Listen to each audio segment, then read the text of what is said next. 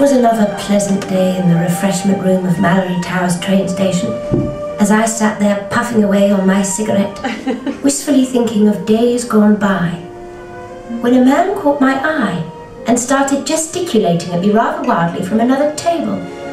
He really was a rather handsome chap. I could see the cut of his jib from here.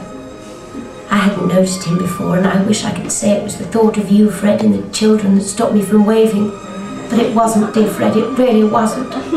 And so I found myself foolishly waving. I felt reckless and gay like a schoolgirl. And so it continued for rather a long time, still with the waving. I started to feel slightly ridiculous.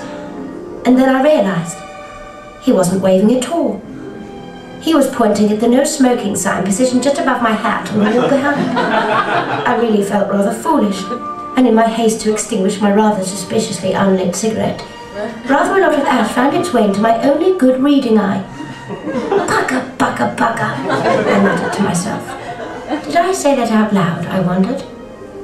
And where in fact was this voice coming from? And then I realised he was coming over. It really was all rather maddening. As he wandered over, I had a little thought to myself. I like doing this sketch. Everybody else has an awful lot of lines to learn, and I just sit here looking rather wistful. I thought this well over a week ago. Anyway, I'm getting ahead of myself.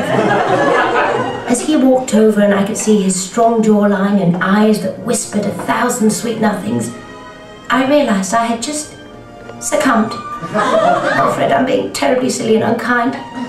I could feel myself on the edge of a great precipice. Could I jump in wholeheartedly and change my life forever? And then an awful thing happened that I could neither have predicted or imagined.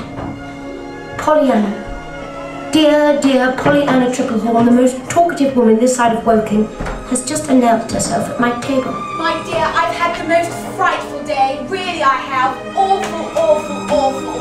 How are you? Oh, good, good. You seem a little pale. Are you all right? I must get some brandy to steady my nerves. I've just had a round. I wasn't listening to a word she said. I really wasn't. I just watched in silence as the love of my life walked away. Away from the shrieking sounds emulating from my table. Away, away, back from whence he came. What would have happened if he'd been allowed to come into my life, I wondered? Would we have ever consummated our torrid affair? Would it be a secret I would have to keep from you forever, dear, dear Fred? Oh, I want to die, I want to die, I want to die. She said, sympathetic. Sorry. She said, sympathetic. No, you go. Dear child, you really do look rather pale. Why don't you get that nice young man over there to bring us some brandy? He knows the people that work here, you know. Rumour has it, he's been fucking the trolley boy on the 147 to Marlow for weeks now. Oh, don't look so horrified, my dear. That sort of thing's been going on since the Romans. Oh, I say, he really is a rather handsome chap, isn't he, what? You haven't said a word since I arrived. Am I all right? As I walked away from him forever, I had an overwhelming desire just to be happy from now on. Just to be happy. Happy. Just to be happy. I really like the way I say that word.